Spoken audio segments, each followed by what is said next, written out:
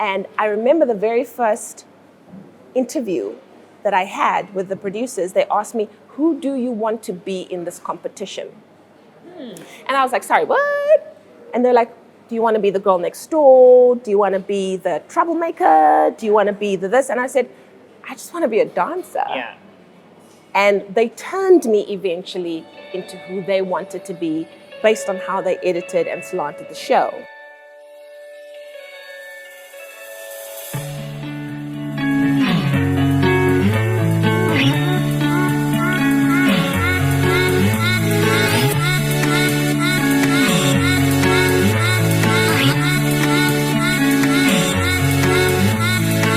Welcome back to Keeping Up with Showmax. As you can see, I've got two incredible people with me today. I've got TV presenter and radio presenter. You know her from Espresso Morning Show, from her lunch show on Good FM. Leanne, how are you doing? I'm so good. Thank you, Moyin. Thank you for having me on the show. Yeah. Finally, Mama, I made it.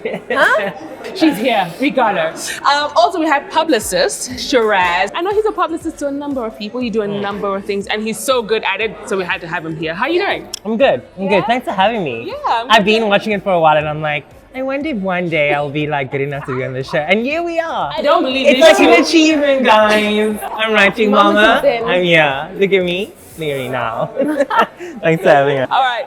Okay, so for this episode, we really wanted to chat about reality shows, but not in the way we've done before. You know, before we've spoken about reality shows from a personal perspective. So you have shows like Being Bonang, Keeping Up with Shamizi, there we go. Yes. Kind of like people where we follow their own lives, the Ranakas, all of that. But a really big part of reality TV that's really, really growing is kind of shows that enhance or celebrate talent. Now, you were on Strictly Come Dancing. 2015. Right, she was right at the end.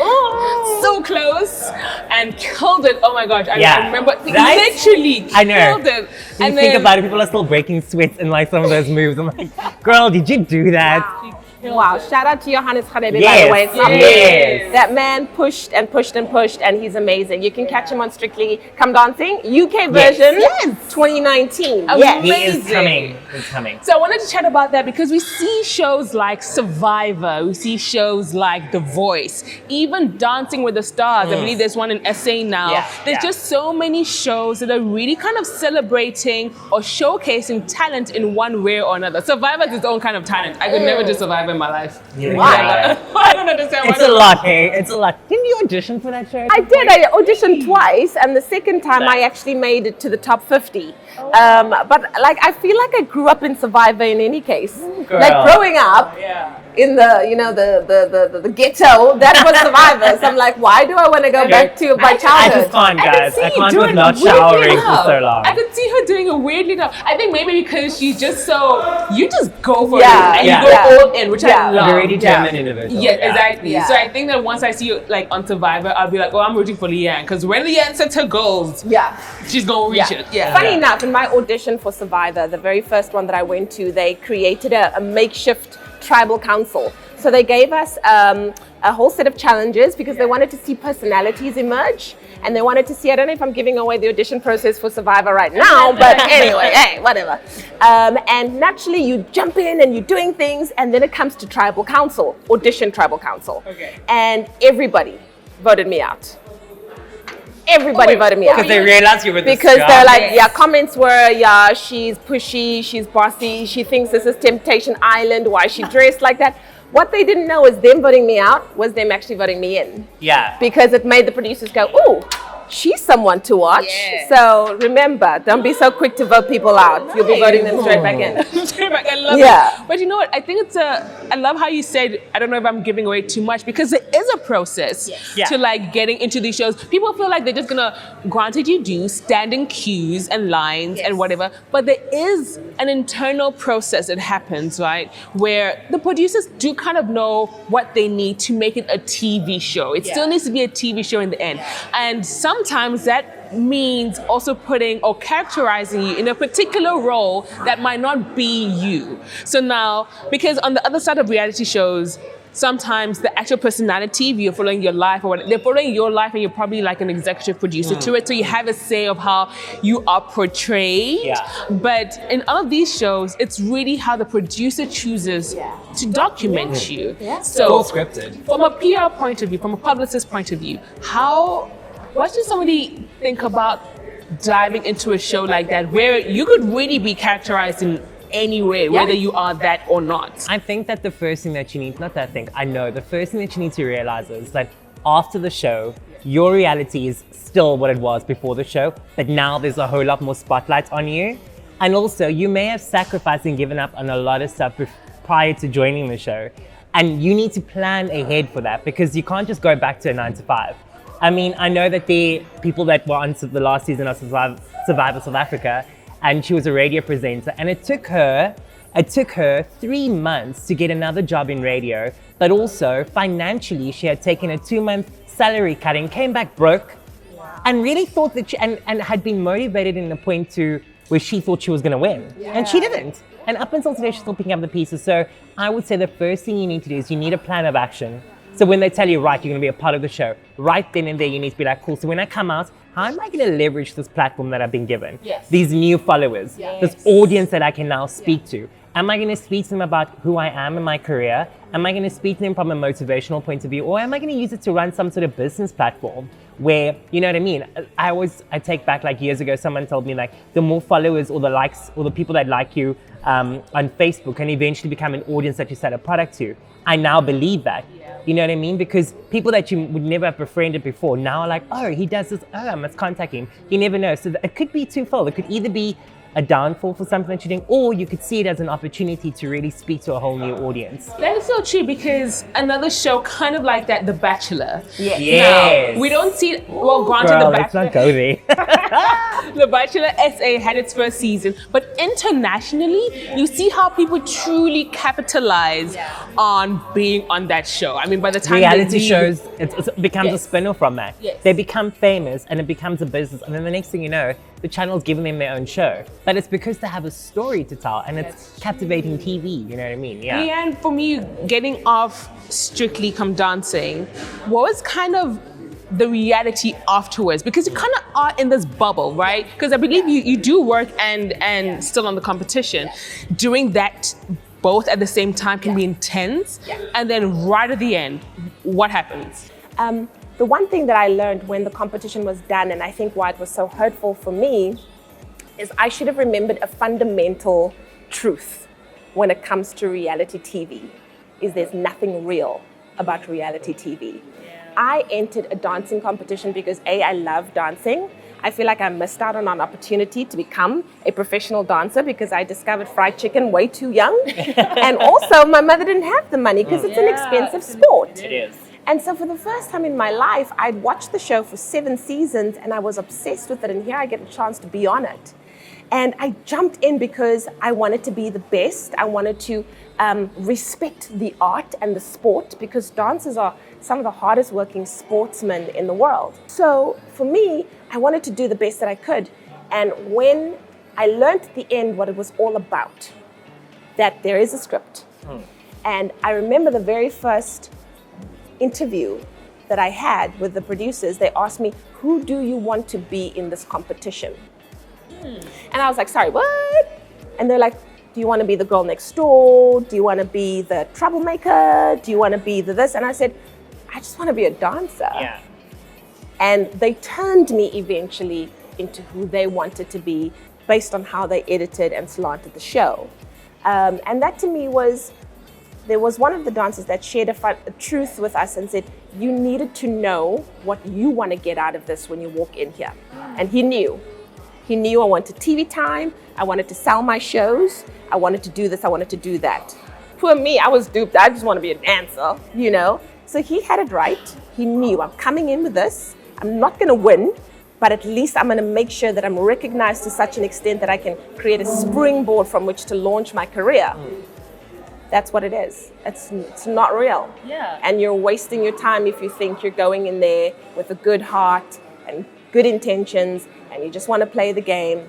it's not gonna happen. And it's so crazy because you would think it's a dancing competition. Yeah. I know. Yeah. She'd come down to Exactly. the best The dancer. talent. Exactly. Yeah. No. I think that's the crazy thing. And in a way, you're also not surprised because, you know, when you hear TV and hear media, in the end, it's really what the producers and, you know, what they, in the end, want you to be based on what they want their ratings to be. And I think people forget that, or like, you know, sometimes you just really think that it's about the talent. And unfortunately, it's not always about the talent. It's not. Yeah. It's not. Now, both of you have pretty much said go in with a game plan. Yes. What kind of game plan? Because I actually like the fact that she said, who do you want to be? Do you want to be, because I would always want to be the good girl, or the, you know, you want South Africa to fall in love with you, you want to be Everybody the wants it. shining star, but you might not actually have that reality because everybody could want it. So how do you portray it? Because I'm guessing it starts from the second you walk in to the audition process and all of that. What would you say now, maybe for you, Leanne? What would you do differently in terms of who would you want to be and how would you portray that from the get-go? I think now what I would do differently is I would still give my all, because I still have to be true to myself. Yeah. I still have to be authentic. In a competition like that, you can have your own agenda, but at the end of the day, you're still going to be voted out if you not doing well. Yeah, exactly. Because you can't hide poor dance technique or a bad choreography or things like that. But also maybe take the emotion out of it. Like maybe I should have done that. If I always knew, Leanne, you might not, I only realized I might not win, like the penultimate episode.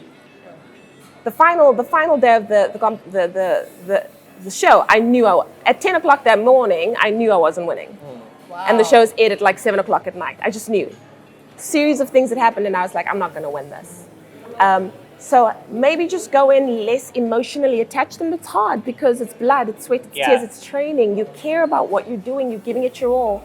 Fans are invested, you know, they're voting, they're spending money for you.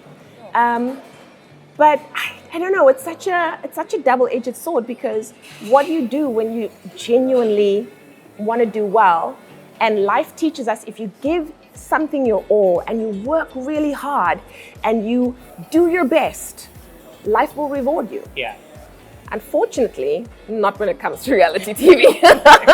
Do you know what I'm saying? Yes. That's the sad reality. So you have to decide for yourself. Are you looking to get more TV time? Because that's not a bad thing. It's a great way to get TV time. Yeah. It's a great way to get noticed. It's a great way to get into the industry. Yeah. You know, you were a normal person. No one knew about you. Now all of a sudden you're on The Bachelor. Yeah. Okay, you don't really want to marry that guy, but people know about you afterwards. You know? Yeah. Does that guy even want to marry you? Because even he's here for TV time. Do you know what I'm saying? Because I know he wasn't looking for a wife. Anyways. Can we have a second about The Bachelor? Thank you, guys. Because It's a lot. Yeah. Let's be honest though. Let's be honest. It's all about having your 15 seconds of fame and getting a couple of 100,000 followers and then going back and being like, I was on The Bachelor on a cover of a couple of magazines. Yeah. But back at the ranch, what about all those women that also That have legitimately invested their emotions, Yeah. but also sacrificed weeks of their normal life you. to be like, I'm gonna go and I may get married to this man, but let's be honest, he ain't there. Yeah. Let's be honest. Because, okay. I'm dancing about it. Honestly, because The Bachelor, I say, I mean, right at the end, there's no one. There's no one. No one. No one. it's like- But why? But I could have told you But that. I could have told you Because that. Next time, come Don't after me. try and be Jack and the Beanstalk. Guys, South Africa when is you a both- small place. We know Very what's small. going on We here. all know each other's stories. But Jiraz, let's chat about how do you actually monopolize or really take advantage of being on these programs? Because you're right, you do invest time, you do. money. There's so much I you think invest it's into so this. important. I think it's very important that you set a set of goals. You're like, cool, I'm going to be on this show for likely 6 months. Well, not 6 months, 6 weeks, right? Yeah. But during that time, prior to that, you're obviously going to go and sit with the producers and all of that. You need to take a series of notes of what it is that they're telling you, that what's going to happen. And with that, you need to do a project plan that says, right, building up to the show, this is the type of content and promotion that I'm going to be pushing on my own.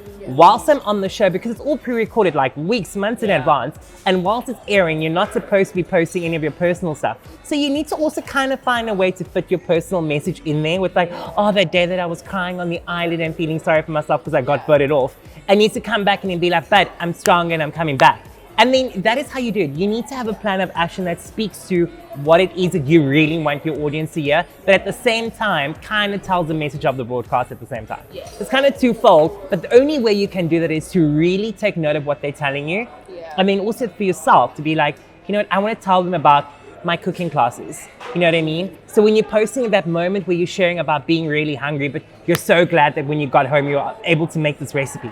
Yeah. And this recipe, whilst you were on the island, you were thinking about that recipe. You know what I mean? It's those key nuggets of like little bits of opportunity where you can like literally monopolize or rather take that opportunity and run with it, because it's where the audience is like, oh, he was so hungry, but now he's speaking about this juicy steak. Yeah. Find those little bits in between that allows you to And be you've got able to to move plug fast it in. on that as well, Very because that fast. window of opportunity closes so quickly. Relevance is gone, you know, because you're no longer on screens. Exactly. So I think that the most important thing is, know why you're going in there. Yeah. If you're going in there truly to find a husband, bless. Then do it. Go forth. I don't know why anyone would do that, but okay. Yeah. Do you know what I'm saying? I'm very sorry. And someone actually said something quite interesting. It's like, guys are already dating other girls while they're seeing you. At least now you know who they're dating. Yeah. Still not buying it. But to each their own. A lot of these things are fabricated to benefit the TV show. It's a show at the end of the day. It has to be entertaining, and I'm not taking that away from it from anyone. And I think maybe that's our fault for not realizing it. This is not real life.